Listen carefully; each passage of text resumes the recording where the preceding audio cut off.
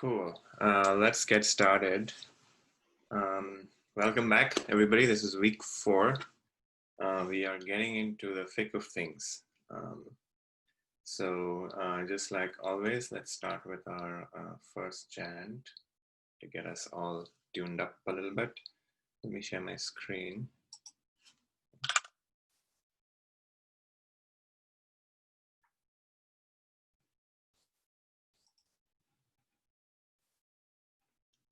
Can everyone see my screen? Yes. Okay. Cool. So to start off, we're going to do this chant. For those of you who know it, can sing along. Otherwise, you can just listen as well. Om Asato Ma Satgamaya Tamaso Ma Jyotirgamaya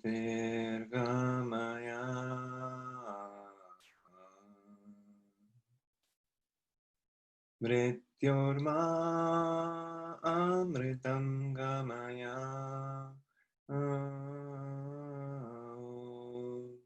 Shanti, Shanti, Shanti Om.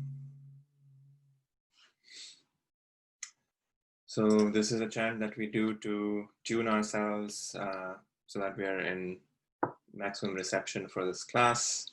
And the whole purpose of yoga is to go from untruth to truth, from darkness to light, and from death to immortality. All right. So in last class, we kind of ended the class at a very sort of complex, I guess not complex, but more profound verse. I think it's verse 27. Yeah. And we essentially were talking about how actions are done and why do we do the things that we do. And you know, we all have the experience that we are performing things, we're doing the actions, we have the sense of choice or the sense of will that we feel that we're choosing things that we're choosing. But actually, you know, even though we do experience choice, we have to start questioning where those choices are coming from.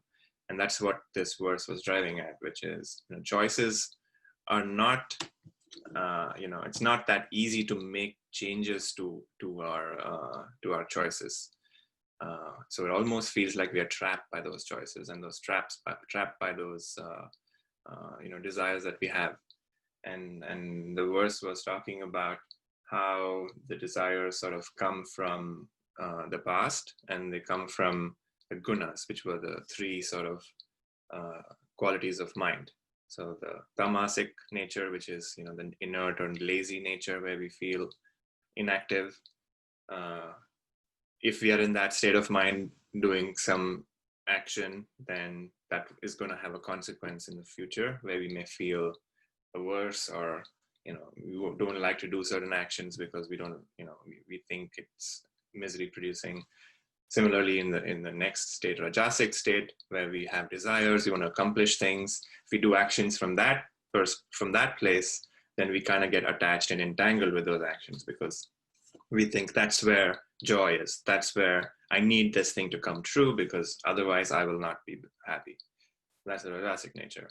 And then there's the sattvic nature, which is, you know, where we're very clear about, you know, actions are happening because of this, you know, rule of nature, which is, you know, things are happening because of the past. A desire is coming up because at some point in the past I had an experience that led me to believe that I need this desire to be successful, and we perform those actions. So that's in the sattvic nature. But in the rajasic and the tamasic nature, there's always this sense of doership, which is, I feel like I am doing this action. Like I am not doing the action, or I am doing this action. And that is a misunderstanding, because it's not that, you know, even though we experience the sense of ego that I am doing it, but actually that's not why we're doing the action. We're doing it because of this force, the force of our past actions that we have done has led to this desire being very strong in us. So, if I want to go to, let's say, Argentina or something, that desire is very strong because in the past, I believed I need to go there. I've heard a lot of cool stories. My friends have been to Argentina and, they've told me you should go. So now I have sort of built up this hype within myself that I need to go there. So that desire is strong and I cannot act against it very easily, because if it's a very strong desire, I have to go through with it. So even though I, let's say, buy the ticket and I take the flight and I go to Argentina, I may think that I am doing the action, but where has that desire come from? It has come from the past. And if we are clear about that, then we are not building additional bonds and additional desires that is which is essentially going to trap us. What we're trying to do is we're trying to release these desires so that they don't have a grip and a hold on us, where I have to do certain things, without which I'm not going to be okay. So, if we do actions from a place where it's very clear that the desire is coming up because of a certain activity in the past or a certain thing that I did in the past, and I have to act on it now because it's a very strong desire. But while I'm doing the desire, I'm not focusing on my ego identity. I'm just doing the action because I just know that, okay, this desire is something from the past. So that's kind of the implication of this verse. We're going to go through how we're going to get more tools to kind of process this, but that's where we were last class. Any questions or thoughts about this? Okay, so who would like to chant the Sanskrit?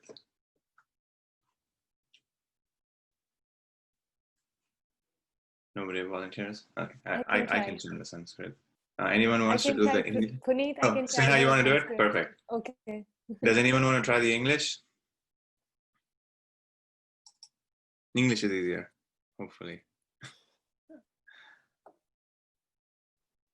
Okay, I'll do the English. Okay, go for it, Sneha. So we're on verse 28.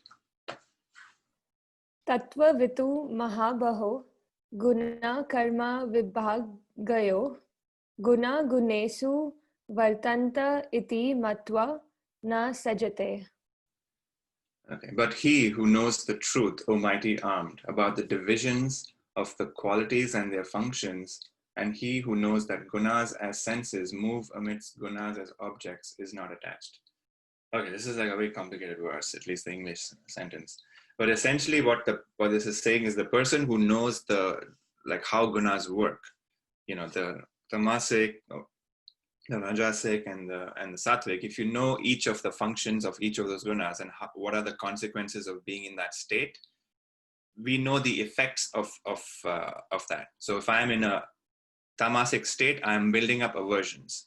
If I'm in a rajasic state, I'm building up attachments. That's kind of how it works, right? Like if I really want something bad, and if I'm in that state and I'm doing actions, whatever actions I'm going to do, if they're joy producing, I want to do them even more. So that's kind of how addictions are built, where I really like something, and while I'm doing those actions, I'm in a rajasic state where I think this action is joy producing. So in the future, when I'm feeling shitty, what's going to come up in my mind?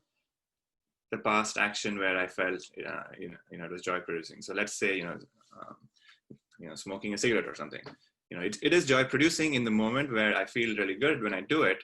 But because I am not in a sattvic state of mind where I'm clear about what is going on, I attach joy producing properties to the cigarette. Now, it's not a moral issue. Like I'm not saying cigarettes are anything bad or anything, but we're talking about the process of how addictions happen, which is while I'm doing the certain action, I am attaching joy producing properties to the object. So in this case, the cigarette, it could be a cake, it could be Netflix, whatever it is, any activity. In that state, I am giving joy producing properties, or the converse, which is misery producing properties. So like, doing a certain task that we don't want to do, like doing laundry or something, or doing, at least for me, I don't like doing chores that much, but doing the dishes or doing laundry, those are sort of tasks that we kind of associate as like, oh, aversion. So that's because in the state of mind when we want to do the action, we are not uh, focused on the process, but we're thinking and imagining all sorts of things, and we're essentially building more and more bonds. So whenever in the future you have to say, oh, I have to do this task, I have to do the dishes, then this idea comes up, oh my God, that's terrible, I don't want to do it. So once we understand this, that all actions are essentially they don't have any nature by themselves. Actions are inert. What we are the ones who give actions power. So we give power to the cigarette, we give power to the cake, we give power to a relationship, whatever it is. We are associating, and our repetitive thinking makes something good, addictive, or not addictive. So a person who knows this can then will start to not build additional stuff. So every time new actions when we try to do, we are going to do it from this clarity where, okay, action is in front of me, I need to do it, and I'm going to do it because it is something from the past has come up, and I need to go through with my desire. So let's say I need to apply to this job, and I have to study for it or whatever I have to do, prep for the interview. Very clear that, okay, this is coming up in my life because in the past I have made some efforts, and because of which the result is that now I have to interview, or like maybe I've gotten fired and now I need a new job. So all of these actions that I have to do in the moment are coming up because of something in the past.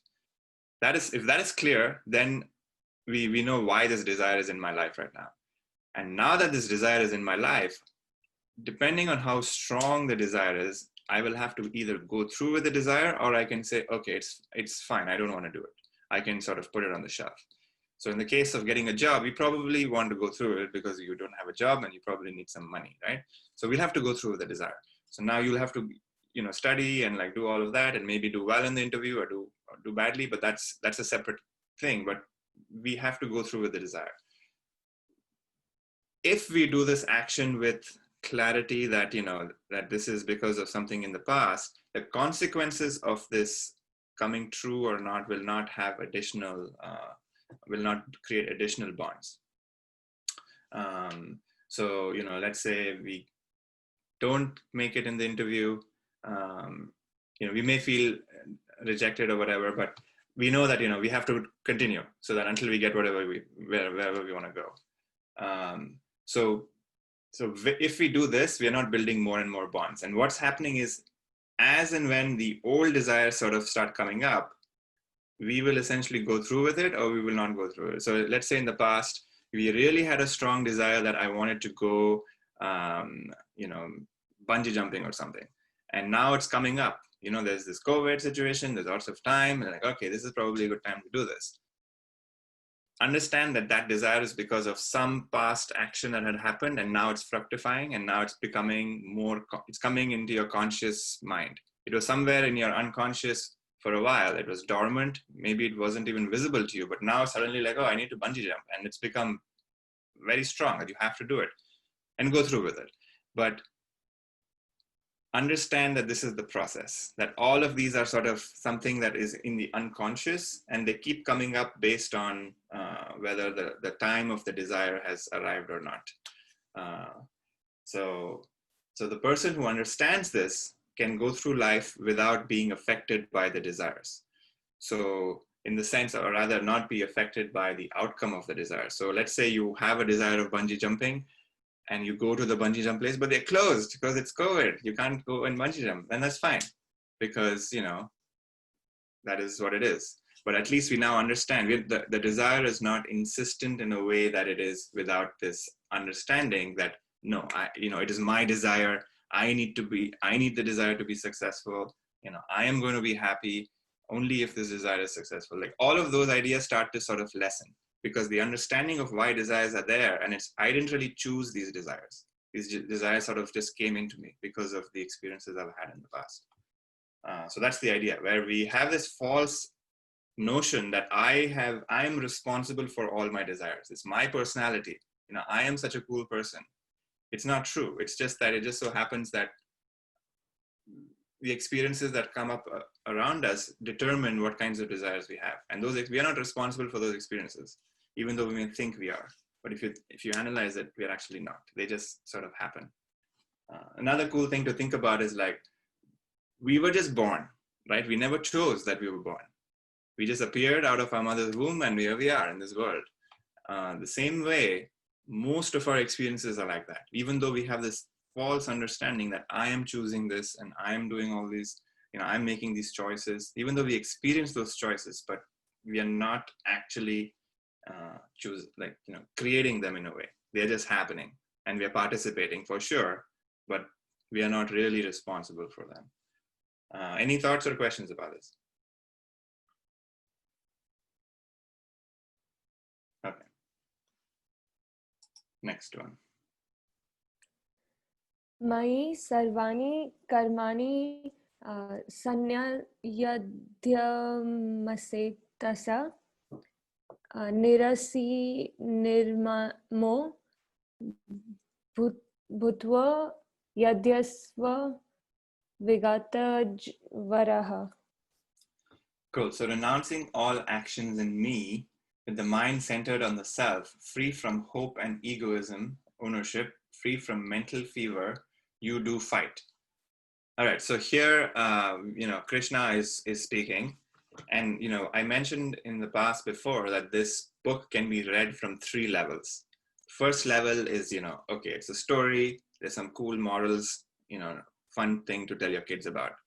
The second level is you can read it from the perspective of Arjuna. You can identify with the character of Arjuna, and he is a typical human being who has all these problems in life, and he has fear. He has to do actions which are contrary to his values or whatever, and he's scared. So just like all of us, we face things in life, and we have to do those things, and we don't know how to do them, and what's the best way to do it. So he's like a seeker in a way. And then the third one is Krishna, which is, he is a perfect being in the sense that he has realized who he is, and he has a complete understanding of the self, essentially. Now, so you can read any verse in the Gita, and you can read it from these 3 levels, which is, I can identify as Arjuna and read it, and then I can also identify as Krishna and read it, which means that whenever somebody says things like me, because Arjuna is having a conversation with Krishna, and Krishna is answering. So in this case, Krishna is when he's saying me, it's basically him. So if you can read it as Krishna, so he is saying, you renounce all actions in me. And me here doesn't mean that physical body. So Krishna is not the body. Krishna is essentially the entire substratum of the universe. That is the real sort of implications of Krishna.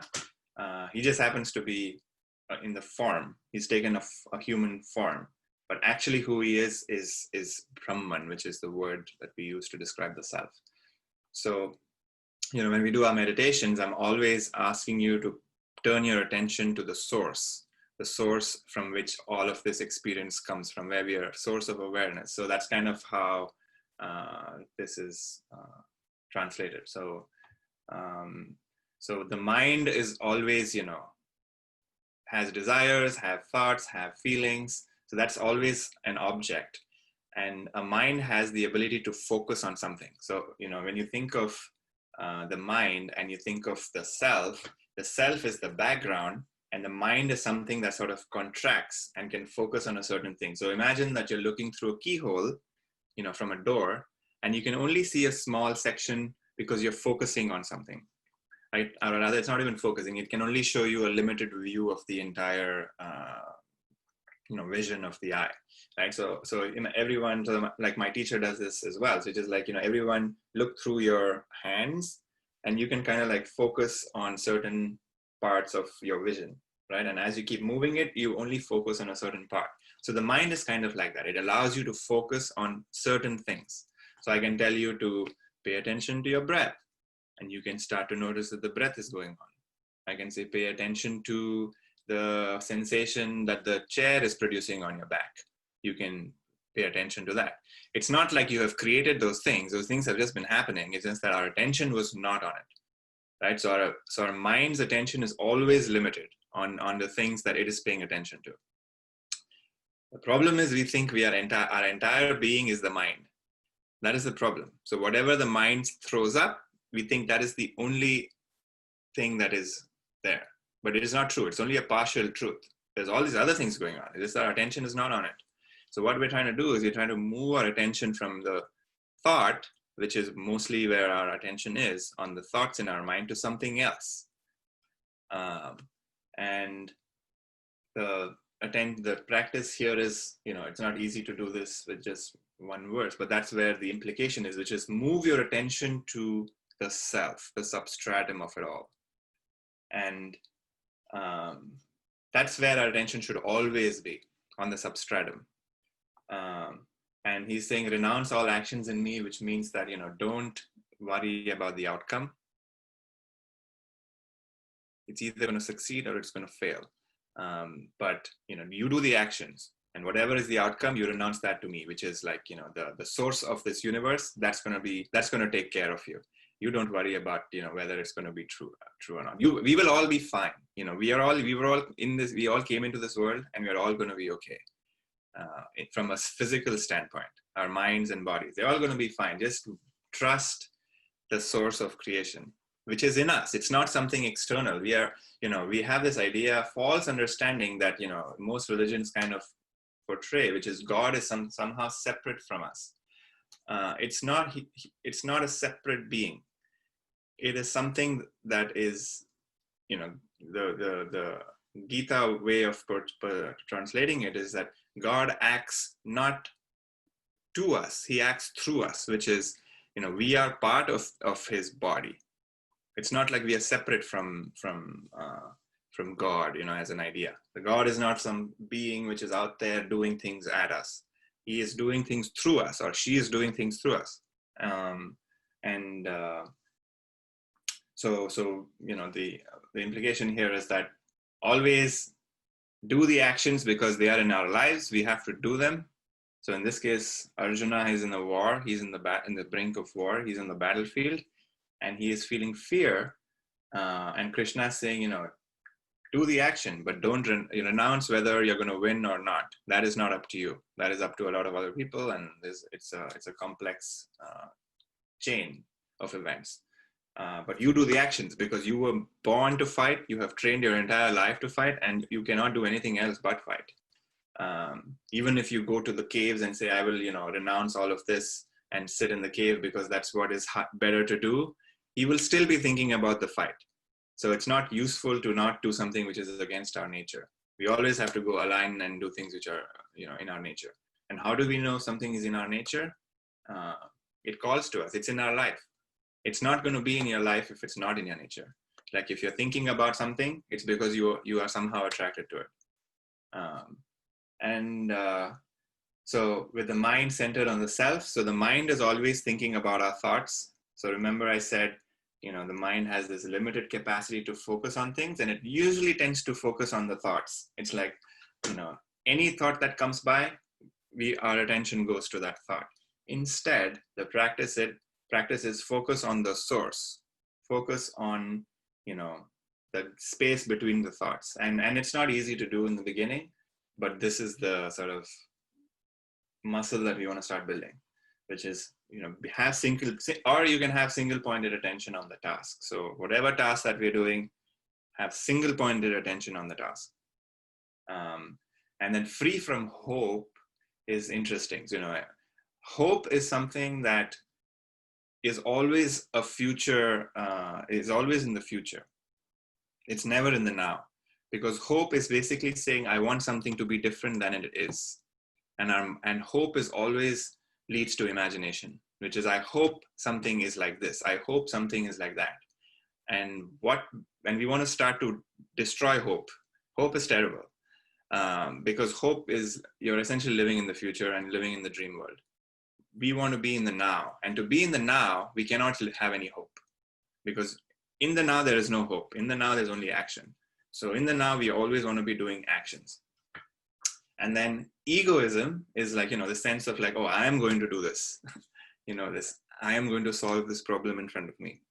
This notion of I, that's also really not useful, because when we build the sense of ego, it's also just an idea, which is I am such a special person, I am so intelligent, or the converse, which is I am useless, or I suck at this job.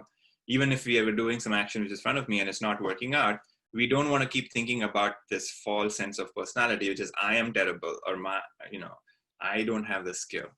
It's not useful. So we want to focus just on doing the action. Do the action, do the action, do the action. And why is the action happening? Because of the past. Some activities in the past has led to me being in this moment, and in this moment this action is needed and I need to do it. Don't question why and how did it happen, who did it. That's all not needed, because that's again living in the dream world. We only want to be in the now, and the way to be in the now is to do what is in front of us. Keep focusing on the task. Free from mental fever, same idea, which is stop living in the mind, be in the now. And you fight. So in this case, Arjuna has to fight. So whatever action that we have to do in our life, study, you have to work on a project, water your garden, whatever it is, do it. Any thoughts about this? Hey Puneet, I have a question. Go ahead. So is it only about acknowledging where the desire is coming from to take an action, or is it also like about examining whether you should acknowledge the desire at all, or should you take an action at all? So this is just trying to understand the process of why we have desires. If it's useful for you to acknowledge and I guess do some sort of causation hunting of like why this desire is here, fine, go for it. But mostly you're going to realize that, okay, you may come up with some story and say, oh, this is why the desire is there, because 3 years ago when I went and spoke to that person, I had this experience and now I have this desire. You have found the cause, right? But you still have the desire. Right? So the desire doesn't go away just because you know the source of the desire. The thing is, what are you going to do about it? Is more important, which is like, how do I deal with the desire? And sometimes the desire is too strong, and we may have to act and go through with the desire, which is you want to go and climb a mountain. You may have to go through it because it's very strong. And otherwise you may be able to say, okay, it's not that important, and you can drop the desire because you're like, it's not worth it. Or it's like, it's not strong enough, I can let go of it. Either is possible. And for either of those things, you may have to go causation hunting and find the cause of it and be satisfied with the answer. Because even if you find a cause, there's no guarantee that was actually the real cause. You may come up with some story and you can say, this is what it is. But there's no guarantee that is actually the cause. It could have been something that happened even before. Like, what was the cause of that? Right? We can kind of keep going causation hunting, but where we'll end up with is the birth of the universe, essentially, because that's where everything began. But Right. That's up to you. You have to see how strong the desire is, and if causation hunting or thinking about why this is here is helpful to you, go for it. But my point is that you're never going to be sure if that's the right answer. Right. Like what I meant was more on the impact of your action itself. Mm-hmm. For example, with say the BLM protest going on and LGBTQ, there's you see people on both sides of the aisle, right? Mm-hmm. And and say for whatever it is, let's say your upbringing was was in a way that it was very in this example, let's say it was very conservative, and you oppose LGBTQ or you oppose the BLM movement, mm-hmm. and you look back and say like, okay, I have a desire to oppose these movements because I was brought up in such a way, so I need to go and oppose it because that's in my nature. No, it's Sure. because you're not thinking about the result. You're not thinking about more than just what is causing me this desire, right? Yes. So is the point of view that even if you should just go ahead and do it, or oppose these movements, or is it like, is there any other angle or thought process that we should go through? So if that's the only thought in your mind, then yes, that's what you're going to do, like it or not. So a person who is a conservative, they're not going to ever have a thought of like, oh, is this the right action to do? Because they're not even looking at the other side, right? So that's the only choice. If the desire is really strong, protesting the protest is their only choice. They cannot help themselves. And that's what this is indicating, which is people cannot help themselves. They are acting because they are acting out of years of thinking about and building this idea in their head. And this idea is so strong, and the force of that thought is so strong that they have to go through with it. But if we have this understanding that this idea is not my idea, it is an idea, like you said, upbringing, all these factors, and this is how I'm acting, and I cannot help myself. If I act with that, then the power of this desire is going to become lesser. The sense of compulsion. We're talking about removing compulsions, because compulsions are what is the problem in both sides. So you could be like a compulsive conservative, you could be compulsive liberal as well. Both of those are terrible for self-realization. We want to remove compulsions, and we are looking at self-realization. We're not looking at, the society is going to change. They're going to have like new ideas come in and old ideas destroyed, or old ideas come back. That's always changing. And yes, we want to participate in society and help in ways that we can, but this work is talking about self-realization. And what is the best way to do actions which will remove barriers to self-realization? And what are the barriers? Our beliefs in certain ideas. So our beliefs in conservative ideas, that's a belief. Similarly, belief in liberal policies, that's also a belief. Removing both of those, because both of those are barriers. And if we start to act in a way where we are clear as to why we are acting and why this desire is there, and not really why in the sense of like the exact cause, but the fact that it's because of some idea in the past. I don't even care what the idea is, but I'm very clear that's not my idea. It's an idea which I've absorbed. And if we act from there, then it's helpful, where we will start to lessen our karma that we are holding on to. Does that help? Was that the answer or answering the question that you were asking?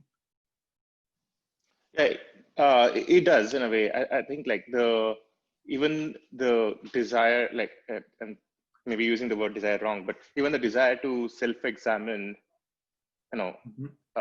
comes like from your past experiences. So Absolutely. like, right. So yeah. So even the conservative person, like if they don't have a desire to self-examine, they will not, right? But let's say some experience comes up and they do have a desire to self-examine, then they will start to examine their conservative nature. And it's not something you can drop immediately. If they realize that it's something that is harming them and other people, they cannot drop that, but it comes over time and over patient, like, over the intensity of that belief will start to lessen.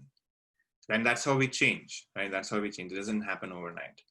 And also to say that every action has consequences. So I'm not saying that there's no consequences to anything.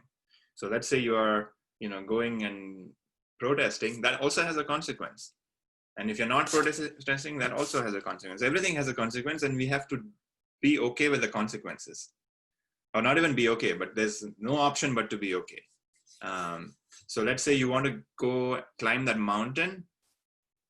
You may, you may do it or you may not do it, and there's going to be consequences of that. You may, freeze or something. I don't know. Something crazy may happen. But there's always consequences to whatever we choose. So similarly with Arjuna fighting, there's a consequence that he may die. But that is the life he has chosen. So he has to go through with it. So not to say there's no consequences, and not to say that you cannot learn from the consequences. Everything, if we are conscious about and being present to whatever is happening, everything has an effect. And we can be very intelligent about how we act, because we are seeing with clarity. that, okay, this thing is working, this is not working. So how do I do things which work a lot more than things that don't work? Cool. Any other Thanks. thoughts?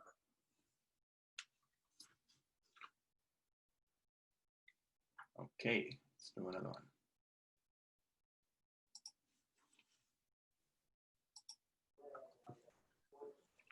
Ye me matamidam nitya manutis shanti manna manavaha shraddhavanto nasuyanto muchyante tepi karmabhiha. Those men who constantly practice this teaching of mind, full of faith and without cavilling, they too are freed from actions.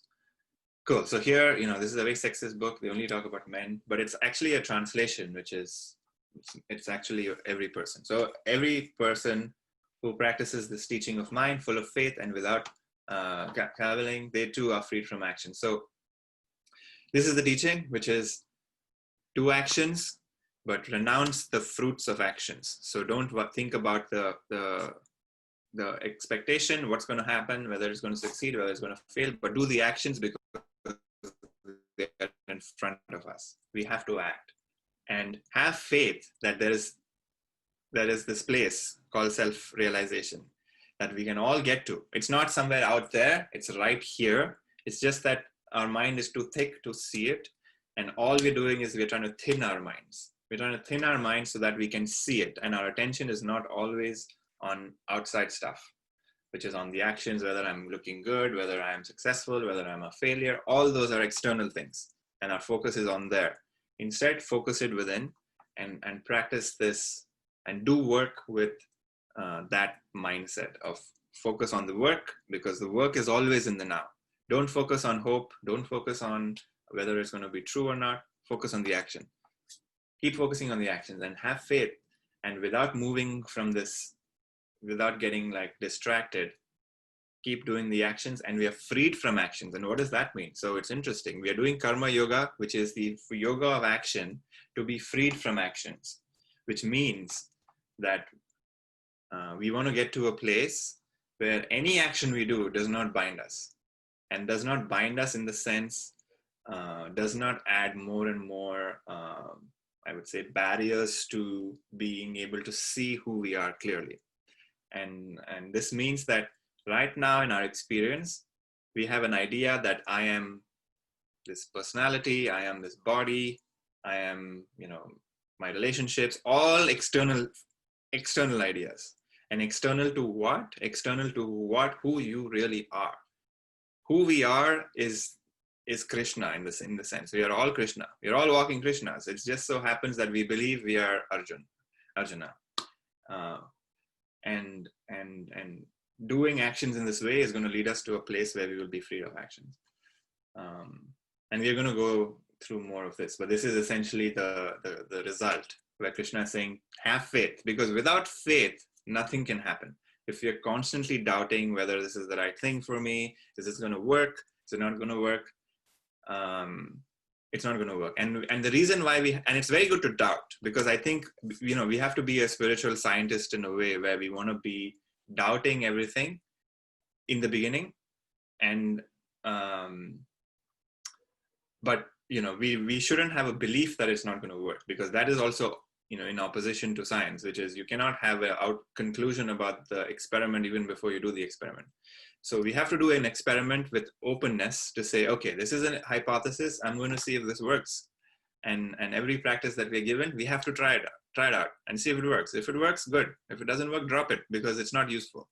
We have to go do this with direct experience. And the faith aspect is not it's not a belief here. It's just saying there have been hundreds and thousands of people who have walked this path, and all of them have ended up at this place where they say that this is the awakened state of mind. There's something to it. Everybody could be lying, or they could be truthful. There's only two ways to it, right? They're either lying or they're truthful. And we can think and say, yes, they're lying. But, there have been thousands of people who have followed them, and thousands of people who continue to come out from this tradition and from other traditions who come to the same place. So we need to have that faith that, okay, there must be some truth to it. I don't know it yet, and there's no point imagining what it is, but there is this faith that it's there, and I'm going to try. And that's the process of seeking that we are all on, which is, I know that it exists, but I don't know where it is, and I want to find it, and I want to move there, and we want to keep trying it. So we want to be constantly practicing this. It's not something that we do for one day and then we do something else. We have to be consistent and constant in this practice, and the result is free from actions, which is self-realization. Person who is free from who has been realized is free from actions, which doesn't mean free from the consequences of the actions. They do not identify with the body anymore, and only the body is bound by actions. It may not make sense right now, but put it on the shelf. We will come back to this idea, but this is the final goal. Thoughts about this? Okay. This is Anand. Hi. Hey, Anand. In the shloka, we spoke a little bit about how hope is not like the best thing, right? Mm-hmm. So I'm having a little bit of a hard time understanding, or rather, how do I delineate like hope versus faith, right? Because sometimes in some situations, they can sort of point in the same direction. Like having faith in a certain action that I'm going to perform is sort of alluding to being hopeful that what I do, sorry about that, is alluding to, you know, being hopeful that this might work, or whatever result you're expecting. Can you speak a little bit about that? Sure. So I don't think hope is, so hope has this quality of expectation where, you know, I'm thinking about the outcome, where I'm hoping something to be different. I'm hoping the now to be different.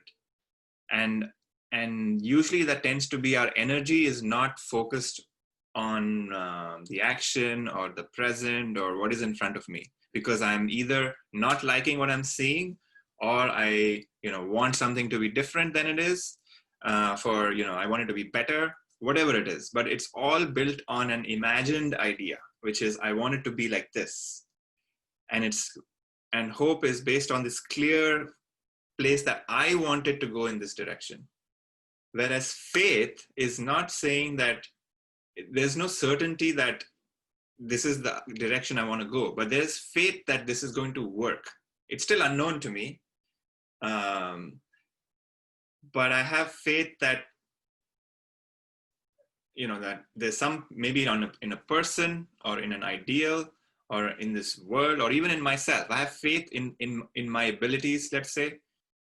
That's the faith I'm talking about. It's not about a place or a point in time. It's more about that this is, I have this belief that it's going to work. You know, that's the sort of difference. Whereas I feel like hope is more about like not being okay with the situation.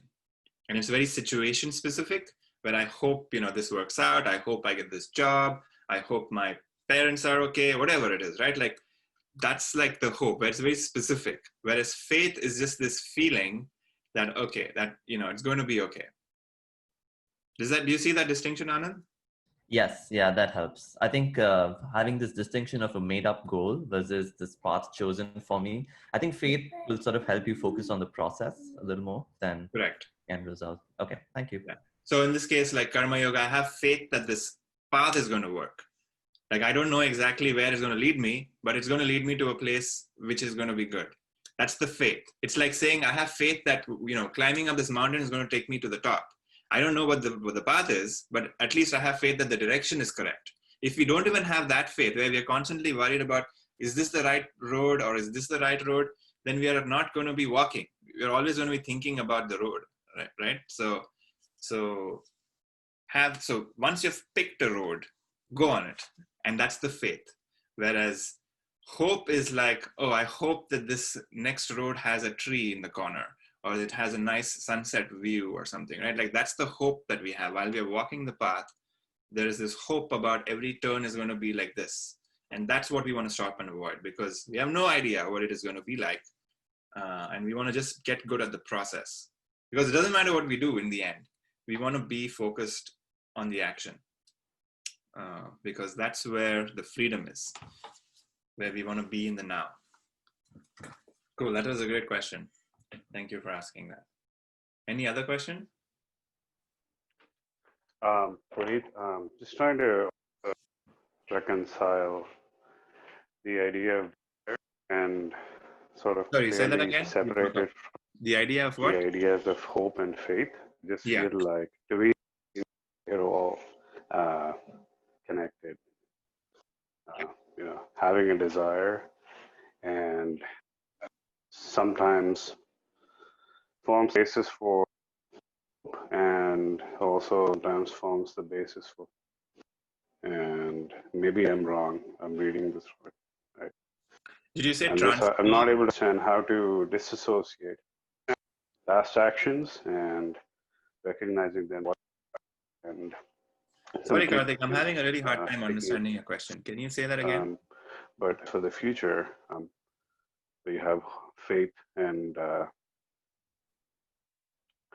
I'm saying I understand past desires and sort of completing them and driving them to fruit through action. And but for the future, when you have and you have aspirations, or you have faith about where you're going in the future, I feel that's all sort of in the desire of things, and we are still not. I don't know. I think we are still grappling with desire. We are talking about hope in my mind. Sure. So I think I'm not saying have faith in in the fact that you're going to be successful in your job, or like those kinds of faiths. It's more about the faith on this process. That's the faith. That's the only faith we need. We don't need faith in faith that my partner is going to be there for me, or like faith that my job is going to give me what I want. All those are like desires. So yes, you're right. We have to be very careful. Then we can use faith as a way to sort of justify all of our desires that we have. And that's not what we want to do. That's not what I'm talking about. We want to have faith that I'm only talking about faith in the process. And all the other faiths you can get rid of. It's not necessary. Because if we have faith in the process, we will be free from actions, in the sense that all of the actions that we're doing is because we have desires. Right? And some of those actions we're doing is we have the desire comes from the source that if this desire comes true, I will be more happy in life. Sure. Some of those desires, actually most of our desires are like that. We only do them because we think that at the end there is more joy than in this present moment. And what this is saying is that we want to be freed from those actions. We want to not do actions because we think about the outcome at all.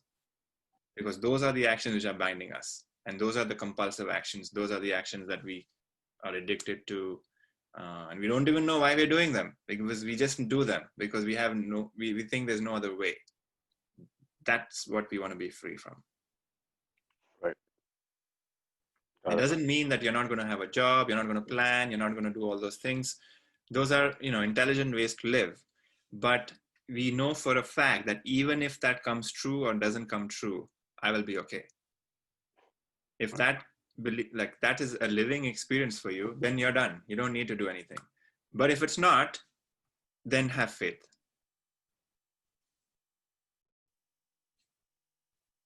Mm-hmm. So it does not mean that, you don't make plans. It does not mean that you don't, have a vision for your life or whatever. You may want to do all those things, but just know that it may not come true. It's all, it's great to have plans because, if some people love planning, some people don't like planning, right? Like that just depends on your nature. But those plans can change, and those plans can morph and become completely different than what they were originally meant out to be. So, right. Have faith in the fact that plans can change. Like that's another faith to have. Like have faith that there's no set, like every, for a minute there, but you said, yeah, I didn't I get said like, last 2 sentences. have faith that plans can change because they are. Most plans are going to change. We have an idea Right. about something, and we want, let's say you're planning a trip. You have a plan for it, but it mostly changes, right? Like it's in our own experience. Like no plans ever work out the way we always imagine. So they're always changing. But now, how much you get affected by the change is up to you. Whether you go with the change or whether you're against the change, that's only up to you. And if you accept the change, then you accept life. If you go against the change, then you're fighting with it, which is fine. You can choose to do that. But how much does that change your day-to-day experience? And like, are you miserable because of it? Or are you, fighting the change, but you're joyful? You can joyfully fight the change as well. But that's completely up to you. And that's the work that we have to do to be able to get to that place where we can joyfully fight change. You don't have to be angry about it. That makes a lot of sense. Thank you. Cool. Okay. I don't forget which question. Which one were we on? 32? No. Oh, sorry.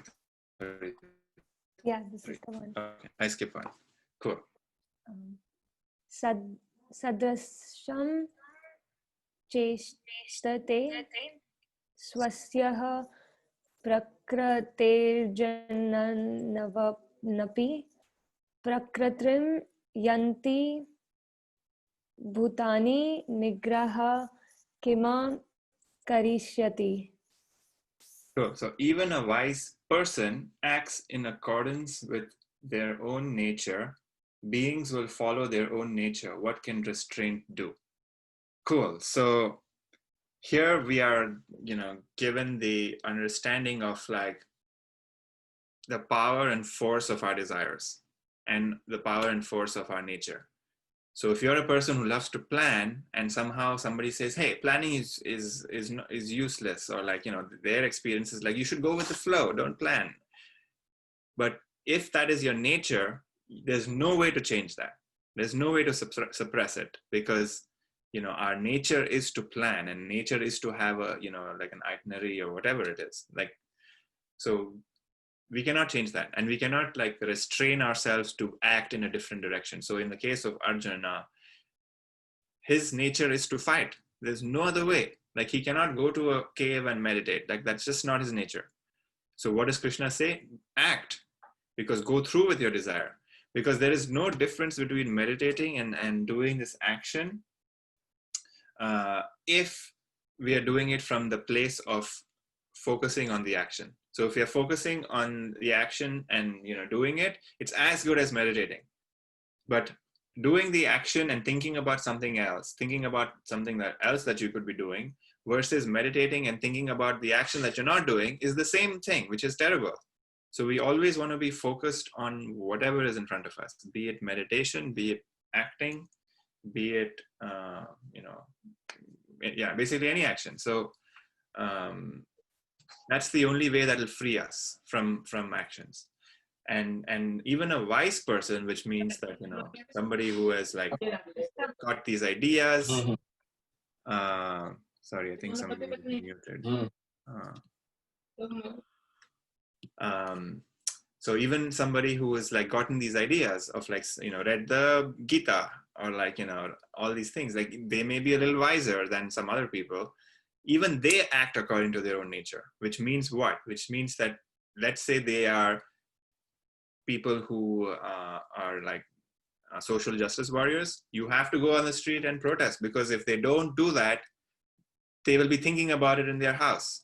So whether to answer the question of like, oh, should I go to the street and protest? If you're thinking about it, you probably should. If you're not thinking about it, you probably don't need to do it. If you're thinking about it, it probably means you're attracted to it. So you should be going and protesting. There's no point sitting at home and talking and discussing about protesting when you're, and that doesn't really help anything. So we have to be very careful in like seeing that what are the things that I'm thinking about, what are the things that I feel give me joy, what are the things that I don't enjoy, then we will start to notice our nature, and then we can then do actions which are aligned to my nature. Because when I'm aligned with my nature, I'm not thinking about the things that I should be doing, like things that I'm missing out on. We're always, the fear of missing out, which is like this, millennial thing. It's always because we're doing things which are against our nature. Because if we are doing things which are aligned with our nature, we will never be even thinking about anything else, because we are always focused on the action, because we love the action. It's only when we are thinking about, like, if we are in a going, whatever it is that we're doing, if we don't enjoy it, we're going to be thinking about something else. And that is unfortunately the way that we all live our lives. So instead, try to do things which are in alignment with our nature. And wise people always act in that way. And then the other aspect is like, okay, so let's say my nature has terrible, like my quality is to get drunk all the time, right? Like that's my nature. I love getting wasted. That's fine. And there's no way to suppress that, because, that desire and that behavior has been built over a long time, and you cannot restrain it. Instead, what we want to do now is we want to get drunk, but do it consciously, which is hard, but it is possible. And over time, we will see that the power of this desire of like wanting to get wasted is going to start to reduce, because we are starting to do it a little bit more consciously. And because this idea has now been planted in my head that, this desire that I have is not my own desire. So a lot of it is, so much of addiction is about like judging ourselves and feeling low and shitty, and like building the sense of this ego, and this sense of self-worth is very low. But now that we know that this ideas and stuff is not because of me, it has just happened. And the sense of, so that creates a sense of distance from this image that we have. And that allows us to sort of change and morph it. And over time, you will see that all these actions are going to sort of get like diminished. So that's kind of the implications of the source. Any thoughts about this?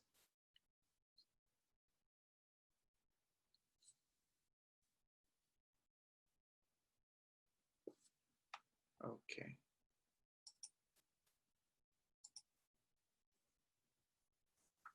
श्रेयानस्वधर्मो विगुणः परधमार्थ नुष्टितात स्वधर्मे निधनः श्रेयः परधर्मो भयावहः.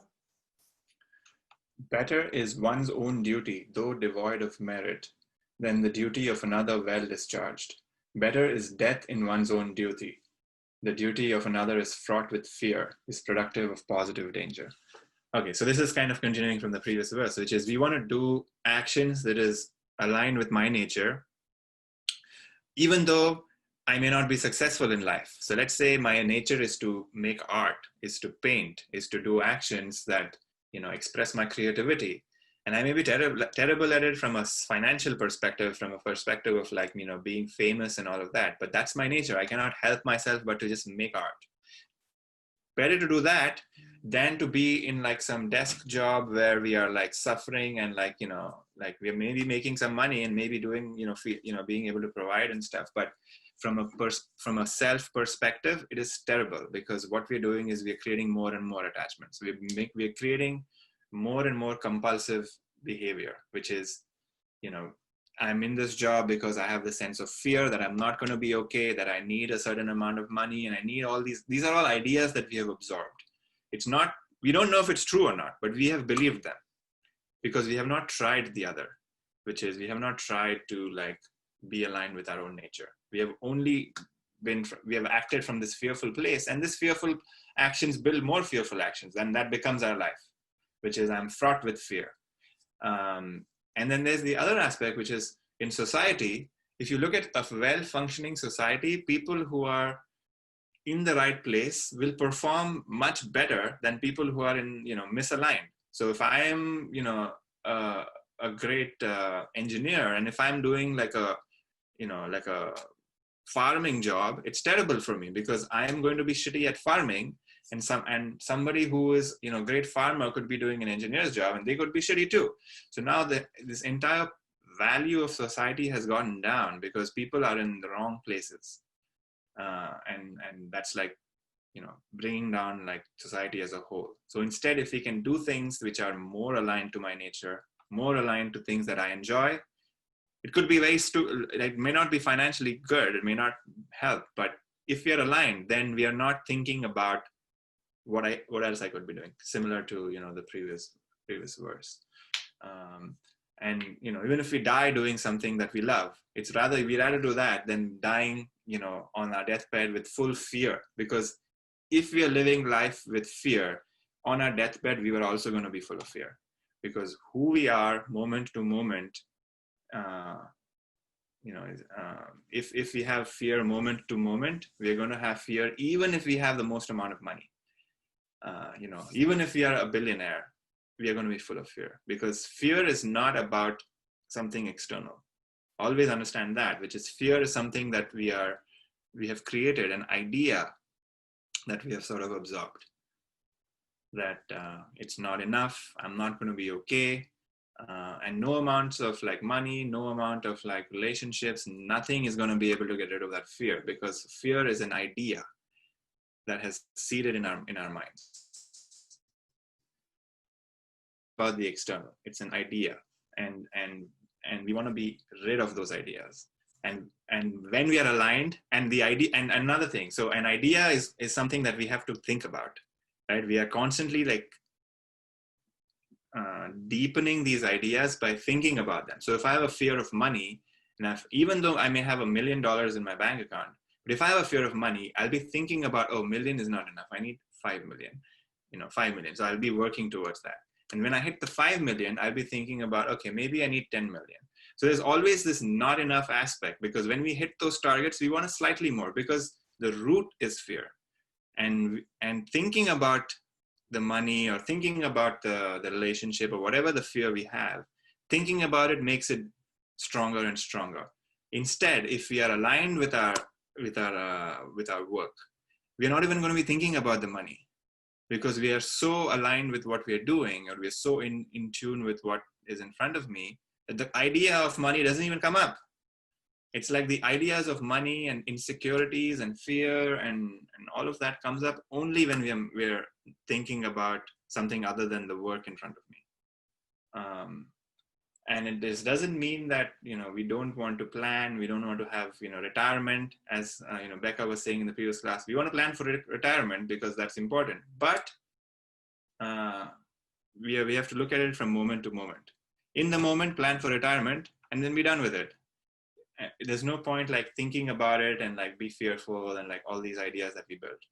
So we want to be aligned with our own duty, and sometimes that's not possible. So what is the other alternative? So if we cannot do what we love, what do we do? The other thing is love what you're doing in the moment, which is focus on the task and get good at single pointed focus, because when we do that, it's as good as loving what you do. Or doing what you love, because doing what you love, your mind has disappeared, and you're just focused on you're not constantly thinking about like, oh, I love this. It's more about, since you're not thinking about anything else, it's joyful, and that's kind of where we want to get to, which is being joyful moment to moment, and that is a consequence of single-pointed attention. So if we can be single-pointed attention on any task, the consequence is you're going to be joyful. It's only when we are thinking about like 100 things that we are miserable. And that is something that we want to start to get familiar with as well, which is start to notice how our mind is. Is it, when we are full of desires, full of fears, I'm feeling miserable. And what does that mean? I'm thinking about other stuff. When I'm fully focused on one activity, I'm lost in like, let's say I'm writing something, I'm lost in writing, or I'm lost in reading, or I'm lost in drawing. It's joyful. Not because suddenly the activity is actually joy producing. It's because my state of mind, I'm not thinking about the money I don't have. I'm not thinking about the project that is due on Monday, whatever it is. I'm not thinking about those things. So it's only thinking that causes misery. Not to say thinking is bad, but just trying to understand the process. Thinking causes misery. And thinking what? Thinking about ideas which are, imagined. I am not going to be okay, or this is not enough, or I need to do this. Those are all ideas. And the process of thinking only aggravates it and makes it more concrete. In the moment, we are all okay. Like there is no, a moment-to-moment experience can be very good. And that's where we want to start to like put our attention to. Moment to moment, be single-pointed focus on the actions, single-pointed focus on the actions. Even when we are sitting and meditating, even when we are sitting and doing, the mundane thing like washing dishes, anything, talking to a friend, all of those things, if you can try to be single-pointed, you will notice that the entire experience of life is going to change, because things are going to start to open up, which we never paid attention to. So it's kind of like, looking through this telescope or whatever, and we were so focused on these things, like suddenly we don't have that anymore, and boom, we can just notice so much more moment to moment. And then you won't be thinking about the money that you don't have, because that is so insignificant in really. Thoughts about this? I have a question, Puneet. Go ahead, Govind. Sound a little mundane, but you say that it is very important to No questions are mundane. to have single-pointed focus, which is very good. But then, is it wrong to multitask?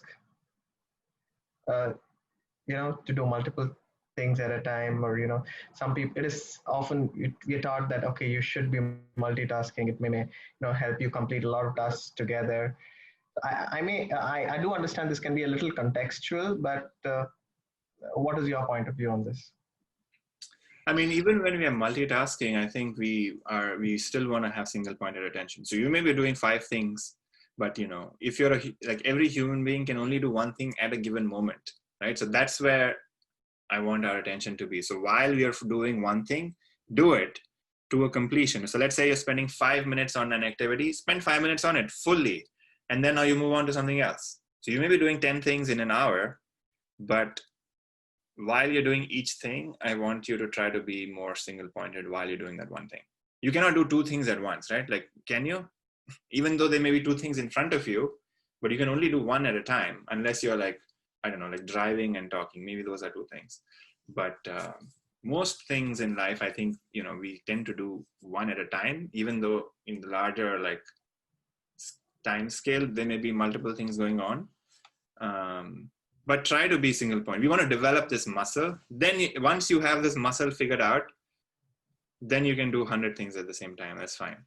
But I think like as a practice, when we're starting out, it'll make more benefit to you if you can do a single thing at a time. It's kind of like, before you can fly, you want to start to like, walk first, right? So you want to try to walk and build this muscle. Then you can do what you want. Cool. Thank you. Okay. Any other thoughts and questions? Hey, I have a question. Go ahead, Niladri. So it's not necessarily pertaining to this verse, Okay. but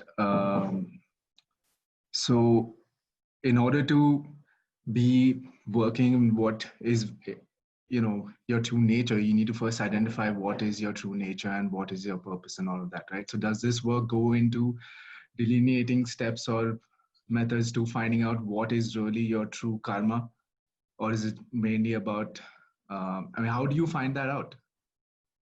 There's no, I don't know. That's a good question.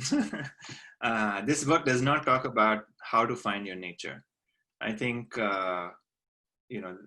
you have to try many things. I guess that's the only way. Try many things, see what works. And I think like my teacher, for example, a good way that he says is follow your bliss. Wherever you feel blissful in life, go in that direction.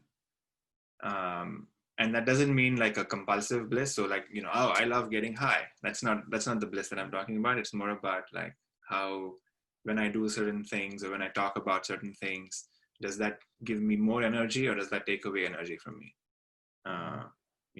In that standpoint, do I feel tired when I do certain actions, or do I feel, whacked out high just doing some actions, right? Like sometimes you do certain things and you're just like, whoa, this was amazing. I want to do more of this. So try to find actions in that way rather than like, oh, what is this going to give me? That's kind of how we usually tend to value things. Like, what is it going to do for me? But instead, look at it from just an experiential level, which is how do I feel when I do these things? And if we do it from that standpoint, we may start to notice things a lot more. That's how you have to. Sorry? So you sort of have to use it in conjunction with the other spiritual sort of practices. Essentially, it in itself may not guide you in that, towards that beacon that is your karma, but in conjunction with the other spiritual practices, you can sort of use it as a tool. Is that what you're trying to say? Or yeah, and I think we just have to be conscious to our life, because it's not like the karma come like whatever your dharma is or like your purpose. It's not like somewhere outside, far away. It's right in front of us. It's just that we just often miss it because we already have an idea of where my life should be. Right? It's let's say you have this conversation with somebody and you're just like so blown away by it. Just like, I just want to follow this person and do what they're doing, this project that they're doing. But we may not think that way because we're like, oh, but what about my job? What about my place in life? What about all these things I have? That's kind of where our mind is. I cannot leave the city. I've been here for 5 years, and because of those ideas, which are like blocking, we tend to miss out. Instead, if we can sort of just be open, okay, anything is possible. Anything is possible. We can if we live from that place, then our minds are slightly more open and more receptive to, possibilities. But our society doesn't allow us to think that way because it says, no, you have to have this. And, maybe our place in life is also not allowing us to be that way. So not everyone gets to do the swadharma is the word we use, which is like, myself, my purpose. And we have this idea of purpose is like some solving society's problems or something. That's not always true, right? Like our purpose could be raising a child. That could be my purpose, but it's more about like finding the joy, which is why following the bliss. This activity, does it give me joy or does it take away energy from me? If it's taking away energy from me, that's probably not your purpose. So start to eliminate things which are useless in your life. Automatically, I think, start with that. Instead of trying to find something which is great, try to get rid of things that are shitty. Start with that. And once you start to have more sort of energy and, because the things which drain you are no longer in your life, then maybe you'll have a better idea of what you need to do. And all of it is here. Like whatever you need, you're always looking outside, which is like, give me the idea, like you're trying to find something externally, but everything is here. All we need to do is just like have enough attention to put within. So, I mean, I don't know if that helps, but there's no like one cookie cutter answer to that question. I have a follow-up. Go ahead. I was just going to follow up that question with what if you have too many things that give you bliss? Like, okay, I enjoy art and I enjoy dancing or cooking. Mm-hmm. And then like, what if all of those activities are giving you bliss, but then how do you narrow it down to find your nature? Why do you want to narrow it down? So I guess that's a good question, but like you start imagining what you want to do in life, right? Mm-hmm. Which is true to your nature. You can't be doing 7 things in life. You may be able to do 2 or 3 at the max. Mm-hmm. So that's why, like, how do you figure out what's your true nature? Or can it be multiple things? I guess that's a question. I don't know. Yeah. I mean, I think your intuition will guide you. There's no like, one answer fits all strategy here, right? Like every person is different. You have 7 things that you love. One person has 0 things that they love, right? Like, so it's like, how do you find that? So I can just say, just keep doing the things that you love, and like spend yourself in love, like, do that. That's, what more can we want from life, which is we just want to have, be involved in things that we love. And because we love them, our love is going to spread, and like it, people who are interacting with us will also be receptive to that. And that's all we can do. And what you need to do from a long-term perspective, and that's the whole thing about this verse, which is like, we are always looking for merit. Like you said, what is that 2 things that I want to make, the purpose of my life? But that's, in a way, what we are saying is, I want that to have a huge impact on society, or on myself, or like, I want this to be my my identity in a way. And sometimes we are more than just one person. We are 7 people, and we can enjoy all of those things in small ways. It doesn't necessarily always have to result in like making a career out of it, or making some sort of like, whatever idea that we have. It's not always about that. It's about, moment to moment. Are we enjoying it moment to moment? And what needs to be done is going to be evident to you, because that's what's going to be in your life. May I say something if about you this? have a job, you will have to report to it. Sorry, can you say that again? No, I was just, if I may say something about this, because I've thought about this before. So it's what I've sort of convinced myself of is that it depends on what level of proficiency you want to achieve each task to. Like, you may want to dance or paint or sing or whatever it is, but some of those things you need to do to a sufficient proficiency that helps you survive and make your living, and some things you just do for pleasure, and that shouldn't stop you from exploring everything, but you'll eventually find out what will give you the most returns. Yeah. I don't know if that makes sense. No, that's true. In the end, we want to, if you want to have a vocation of a particular skill, then yes, you have to get good at that skill to be able to have a vocation in that aspect. That's totally true. Whoa. All right, so let's do a meditation before we end class.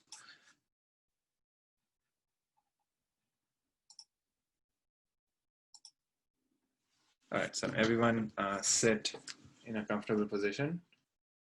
Hopefully, maybe sitting up straight. If you're lying down, you can sit up straight. If you're feeling sleepy, you can leave your eyes open.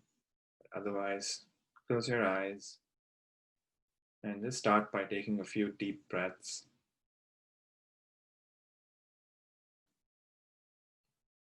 Just gently noticing if you're holding on to any tension or strain, any part of your body.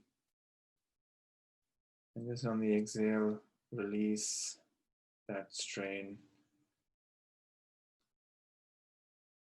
I'm going to do that a couple more times. In the inhale, you're breathing to that part of the body which has strain. And on the exhale, you're releasing that strain.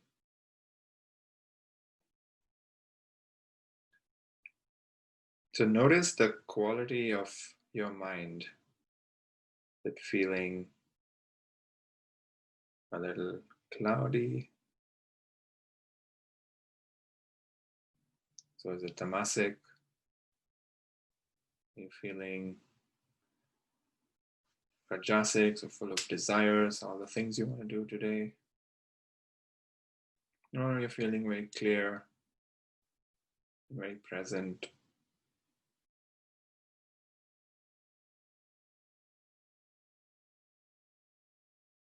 So you want to start to get familiar with these qualities, these 3 qualities. We keep cycling through them the entire day. We go from tamas to rajas to sattva inactivity, activity, non-activity.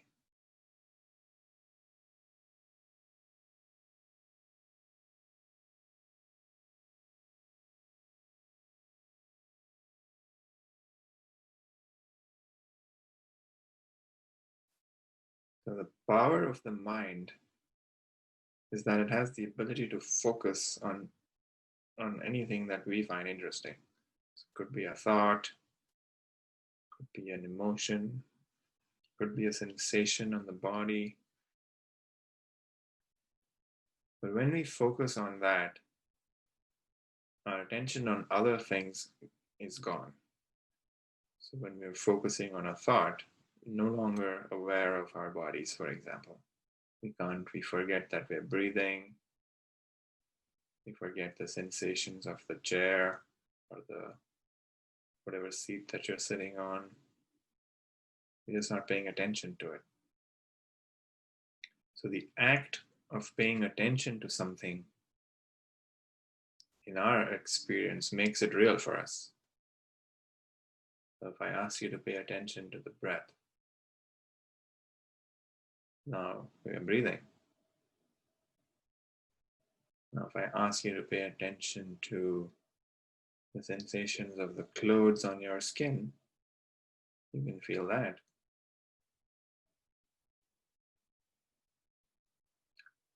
If I ask you to think about what you ate for dinner last,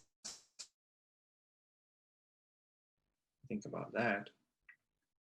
If I ask you to think about the best vacation you had, think about that. But while you're thinking about that, you forgot that you have had the sensations of the clothes on your body. But just by me reminding you, you can feel it again. So this mind has this ability to choose and focus on very small aspects of our experience.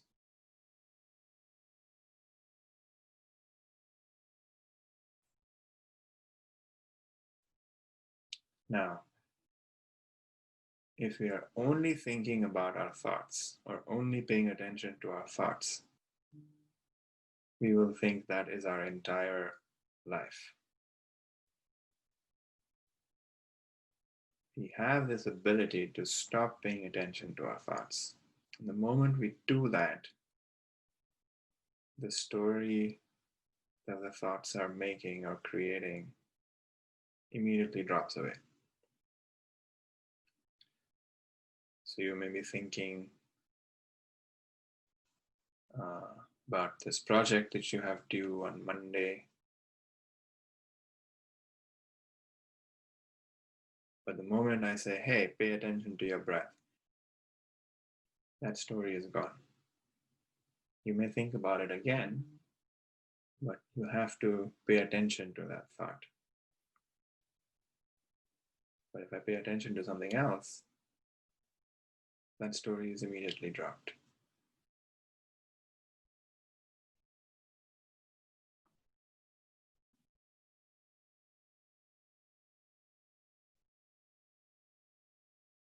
So when we are doing actions, we want to be only focused on the action. What does that mean? It means that when a thought comes up about something you want to do, you drop it.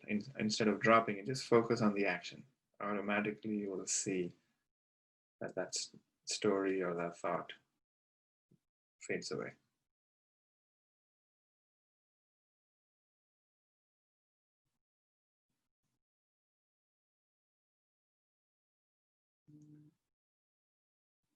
We need the mind to solve problems,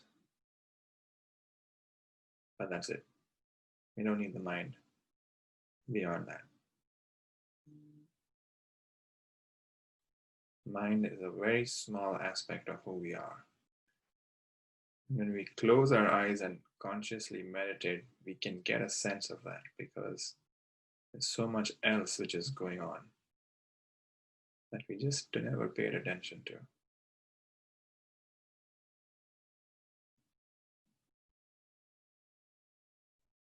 The mind is being illumined in this awareness. The breath is being illumined in this awareness. The sounds that you're hearing are being illumined in this awareness. Everything exists in this awareness.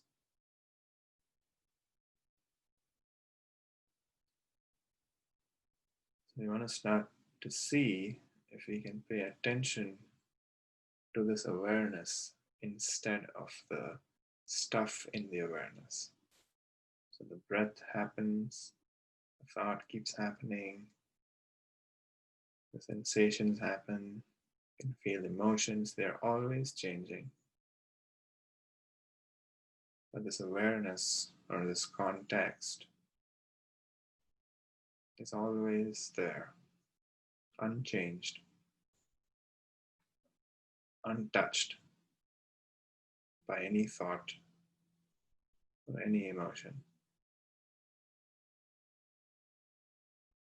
It's the same awareness which illumines the breath, same awareness which illumines the thought.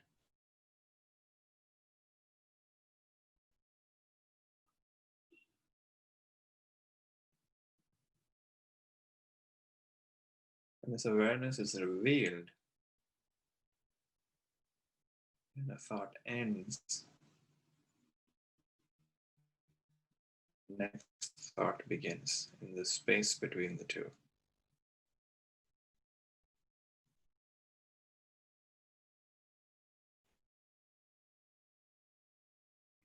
See if you can get a sense of open sky without any boundaries. There's no place where this awareness ends or begins. It just is there. So you can think of a sky that you're looking at, and there's clouds moving by, kind of like your thoughts moving by.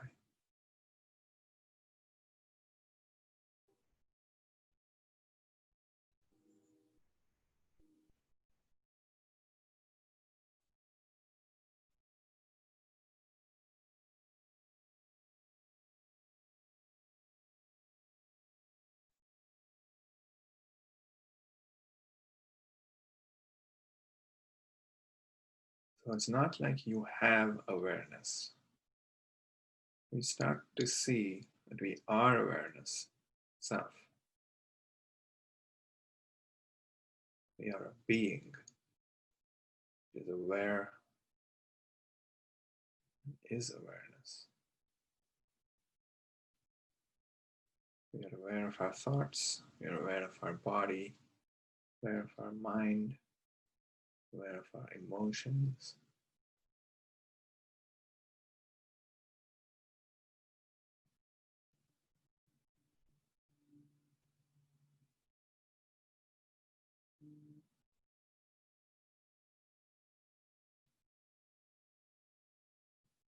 So we want to keep focusing our attention on the awareness, on the context, if we can.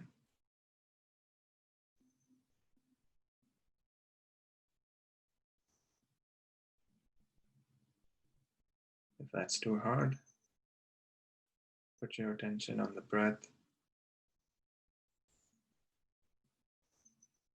The inhale and the exhale. But try to have a gap between an inhale and the exhale. And in the gap, try to see if you can sense this sense of awareness. Just like the gap between the thoughts.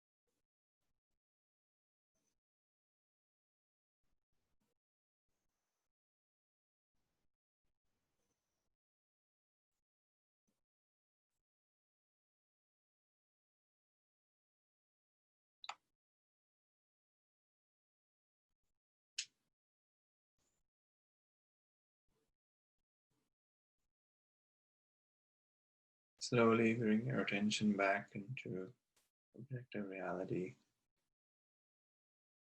And when you're ready, you open your eyes.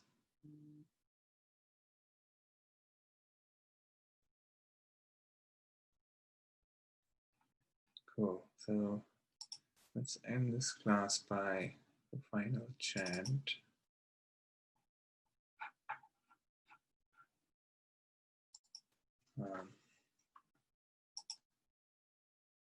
So you can either join me or you can just listen. Either is fine. Yogarato va, yogarato va, yogarato va, yogarato va, sangarato va, sangavihina.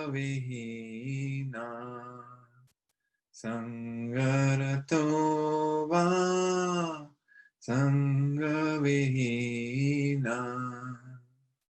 Yasya brahmani ramate chitta. Yasya brahmani ramate chitta. Nandati nandati nandatyeva. Nandati nandati nandatyeva. Nandati nandati nandatyeva.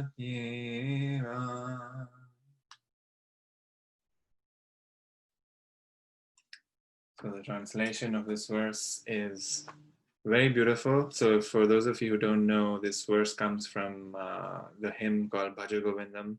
It was written by Adi Shankara, I think in the 8th century.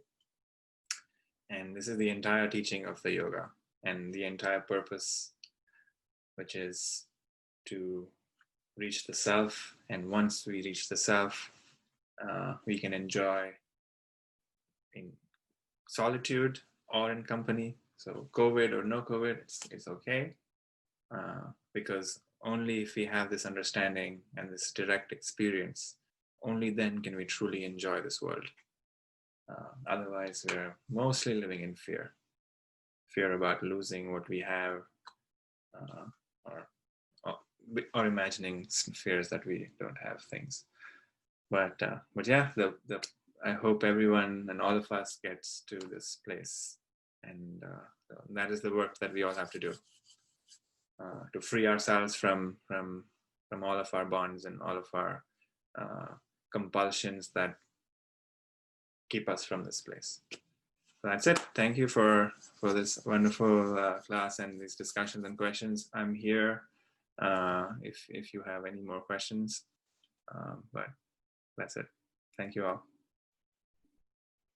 Thank you.